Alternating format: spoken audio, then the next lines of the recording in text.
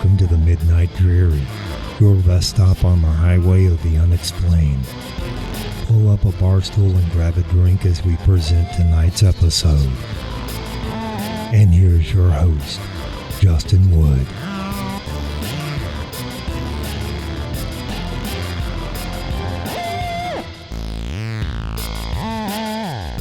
Welcome back, you guys, to this week's episode of The Midnight Dreary, your rest stop on the highway of the unexplained. And I am thrilled about this week's episode. I've been wanting to do something like this for quite some time. It's trying to have some of that nostalgia feel, the old 80s and 90s. And if you like video games like I do, and especially classic games on the NES, you're going to love this episode. Stick around. I'm going to name the top 3 horror titles for the original Nintendo Entertainment System. At least the top 3, in my opinion, that I played. I still think have some value to them. And I hope that you guys agree with me. But if you don't, that's fine, because there are so many titles for the Nintendo that could be on this list. And especially trying to narrow down 3 out of at least 20 that I looked at and that I actually played as well. That was tough. So it's going to be a fun episode. But before we do that, I wanted to get into some scary news. This is what I saw this week, and especially for all you aspiring cryptozoologists.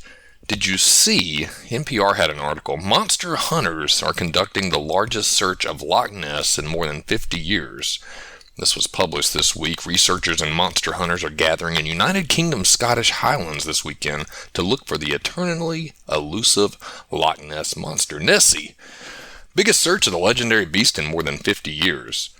Our purpose is to observe, record, and study the natural behavior of the loch and phenomena that may be challenging to explain. The Loch Ness Exploration Facebook page reads, "If you believe that the Loch Ness Monster exists, then we invite you to join the search. We equally invite you to support the study of the loch and the natural behavior of the elements that may be the root cause of these strange reports from Loch Ness." So pretty cool right there. I mean, I've always been fascinated by the Loch Ness Monster. I don't know how much stock I put into something being into that lake now. Now, at one time, certainly could have been something there and something to it, because at 22 square miles and with a maximum depth of 788 feet, that's quite a deep lake. Loch Ness is Great Britain's largest lake by volume and second largest by surface area, according to Encyclopedia Britannica.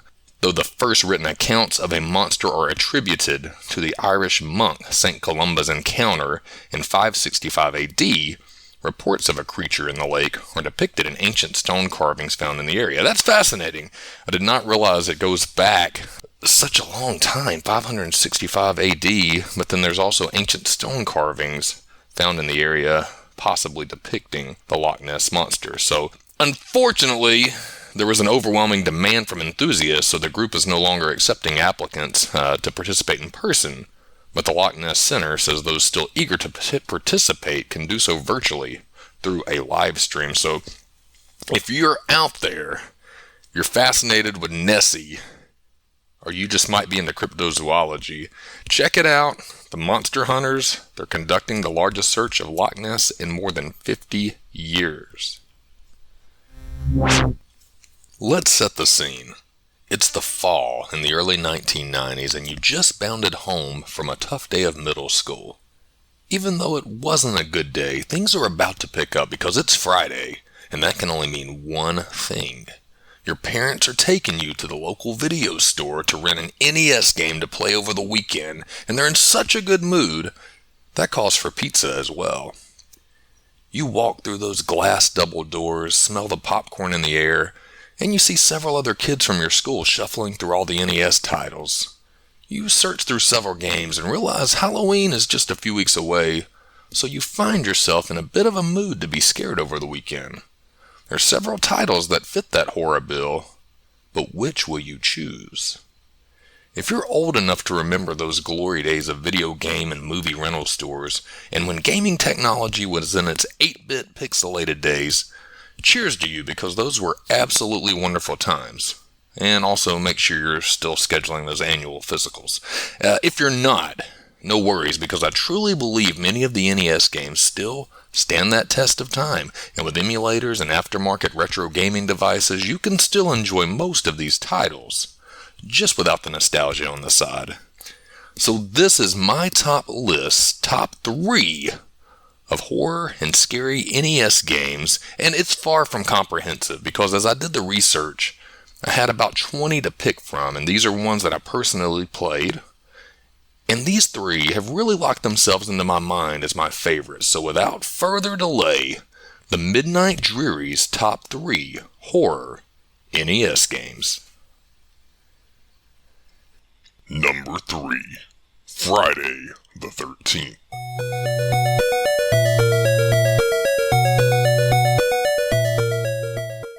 Friday the 13th, it gets a lot of hate as a really bad video game. And I can't defend it much, but I think some of that is unwarranted. If you remember the opening screen with a knife through the legendary mask of Jason Voorhees, it looks impressive on the 8-bit system. This was released in February of 1989. The game is set at Camp Crystal Lake, of course, with the player playing as counselors who all have various skill sets. Jason appears randomly in this love-to-hate side-scroller, as well as popping up in the cabins you can visit, and you can engage in a Mike Tyson-like punch-out battle with him, which looks a little awkward, but it's fun. That style of combat, especially after Mike Tyson introduced that, or punch-out, was really fun. Kind of weird to be boxing with Jason, but it's an extra element to a game that's otherwise gets a lot of criticism for gameplay. The goal is to survive 3 days, 3 nights, as you battle a variety of enemies, including Jason's mother's floating head, and ultimately killing, and I use that term loosely, killing Jason. Why it's creepy? It's Friday the 13th. Jason is always terrifying, even 40 years later. And I think there's got to be some credit given to the color palette. It's done with a really gloomy, the Camp Crystal Lake vibe. Jason's got his purple suit on, which you don't really see a lot of, but the whole purples and black and gray and dark hues in this game sets a good scene. The music is repetitive, and so is the gameplay, and the ending is extremely anticlimactic. But it does have a familiar feel with many other 80s games, and exploring the map and the cabins is a fun aspect.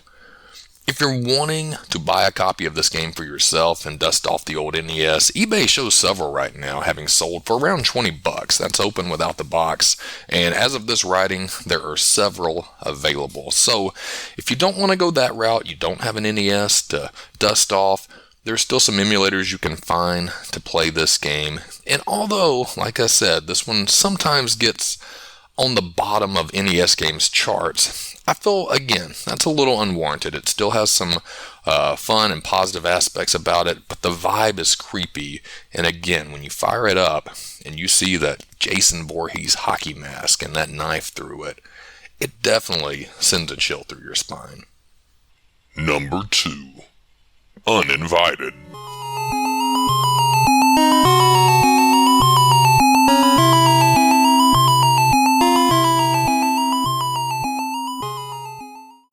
Released for the NES in 1991, Uninvited is what is referred to as a Mac-Venture game, where instead of actually controlling a character, wielding a weapon, or jumping over an enemy, you have a menu that gives you options on how you want to act or proceed. You got an inventory of items as well, and your point of view is the room that you're in, and it's going to change based on the actions you select.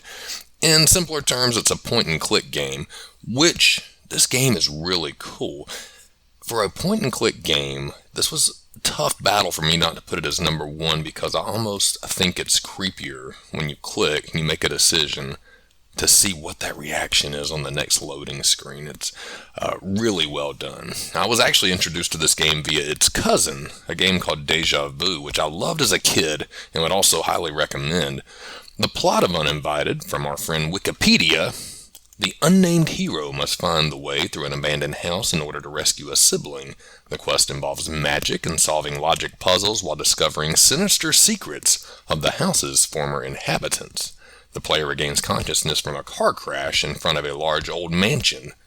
The player's sibling, a younger brother in the PC versions, but an older sister in the NES version, is gone, and the car is soon lost as it bursts into flames.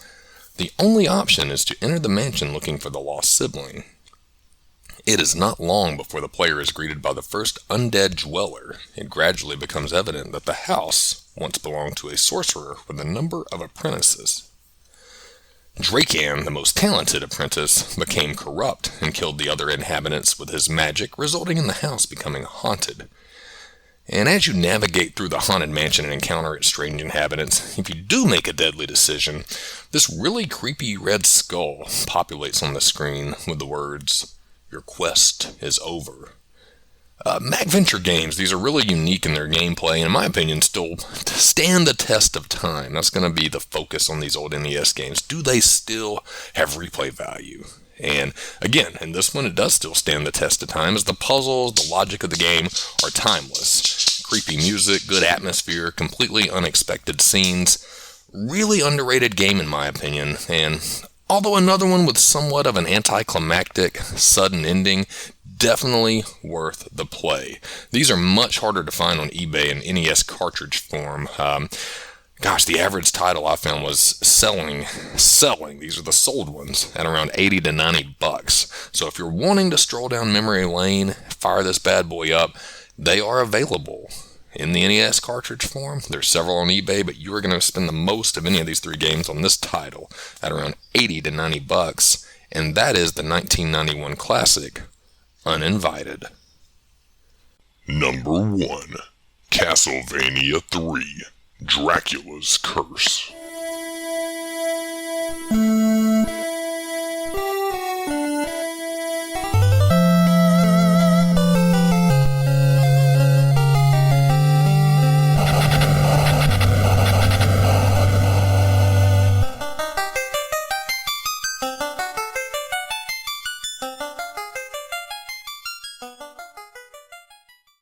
The year is 1476, and Count Dracula has started to ravage Europe with an army of monsters. The Belmont family of vampire hunters, once exiled from Wallachia, are called into action. They feared the Belmont's superhuman power, but with Dracula menacing to swallow Europe in darkness, they are left with no choice but to call Trevor Belmont, current wielder of the Vampire Killer Whip. All of the Castlevania games were really good. Castlevania 2, which I've played on the little retro NES that they released several years ago with 20 or so built-in games, but Castlevania 3 really steps it up a notch. It's such an in-depth game on the Nintendo Entertainment System. Released in North America in September of 1990. One thing I love about this game is the diverse amount of enemies you throw down against. So many different enemies in this game, and a really wide array of settings and levels that there are. Honestly, to me, it does not look like an NES game, but more of an early Super Nintendo title. Everyone that I've read reviews on when I was doing research on this game compliments this, and they said that they actually pushed the NES not only to its limits, but beyond its limits, and you can tell. This game is beautiful, it's long, it's challenging, and it really has a deep plot and story to it. Music is impressive, and there's alternate endings depending on the path you take. So, in my opinion, Castlevania 3, Dracula's Curse, is no doubt the NES's most impressive horror title. And also, unlike the BS with Friday the 13th ending, this one is beautifully done. It adds to the story, sets up for sequels. Overall, it's just a really, really cool game, and cannot highly recommend enough. If you love horror, if you love nostalgic gaming, Castlevania 3, Dracula's Curse will exceed your expectations if you've never played it. Especially if you're looking back on a game that's, pushing 40 years old, almost. This is quite an impressive game, period, but as a horror title, definitely takes it up to the next level. And of course, if you have a notion to play this classic, copies can be found on eBay, averaging somewhere in the middle of what you would expect for Friday the 13th and the high of Uninvited, so I'm seeing most copies go for around $40 to $45. So that was the TheMidnightDreary's top 3 NES horror titles, and again, there's so many. I loved going back, finding emulators to play these, looking on eBay, seeing what's available, what's not. finding the old Nintendo Power magazines where they're reviewing them, where they're telling you how to navigate through some of these games. Really, really a fun story to do. But what do you guys think?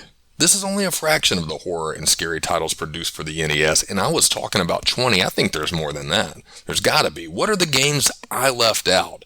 What games should we review in the future? Should we go look at SNES games and PlayStation horror games? I think we should.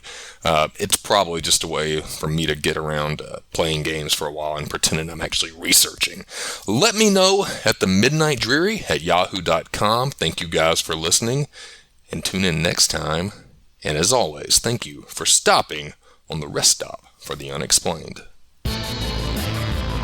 Thanks for stopping by the Midnight Dreary. We'll be open again next week to serve up more drinks and more mysteries. Until then, safe travels.